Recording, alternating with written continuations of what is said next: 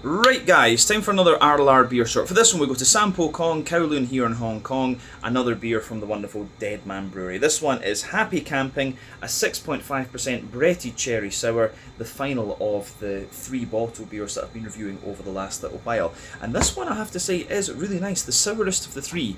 But the beer pours this lovely kind of rich, almost amber colour, kind of like a West Coast IPA in fact, and it had a little bit of a kind of pink tinted white head when it poured as well. Not too much visible carbonation, this one, a little bit of natural haze.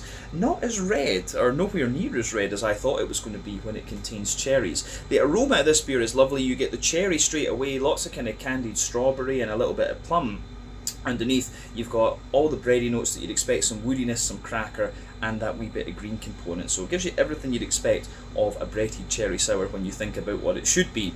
But yeah, flavour wise, backbone of the beer, fresh white bready bread crust in there, a little bit of wood, a little bit of cracker above that, a wholemeal brown bready layer sitting on top of that, which is actually quite sweet. You've got a fluffy white bready layer from the barley malt on top of that as well, which again is quite sweet. There's a more dense white bready layer in there, which I suspect could be a little bit of wheat, but I'm not overly sure because the beer is very, very smooth. On top of that, some kind of McVitie's digestive biscuit, and in the centre of your palate you've got a little bit of that kind of a little circle of that sort of Werther's original butter candy butterscotchy note from the alcohol in this one. The same layers are on the back third of your palate, but above everything else you've got the yeasty side of things. At its core, the yeasty character is like a dense, sweet brown bread. Surrounding that, it's a little bit more of a kind of grainy brown bread, and in there you get the sort of woody notes that you'd expect of Brettanomyces, some crackery, sourdough, farmhousey sort of bready notes too, some white bread around the edge there, and then some white bready bread crust. The yeasty side of this beer does linger into the aftertaste too. In terms of green component,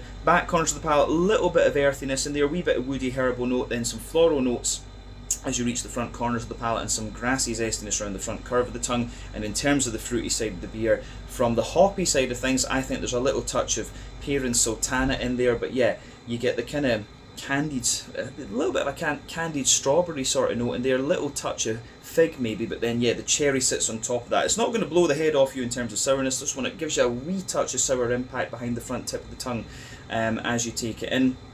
But yeah, the sourness becomes quite juicy. These are quite juicy cherries that are in this beer, I would say. Overall, it's very, very nice, and the sourest of the 3 beers that we've tried. But mouthfeel wise, I'd say kind of mid-bodied, a little bit of a prickle to the carbonation, lovely clean mouthfeel, maybe 10 IBUs at the most. Smoothness, dryness underneath in the malt base, smoothness in the middle, and a very slight sweetness on top. The yeasty character adds to the dryness too, and a lovely little bit of juicy fruitiness, but just a wee sour impact. Happy Camping from Deadman Brewery, Sampo Kong. A lovely beer, give it a go.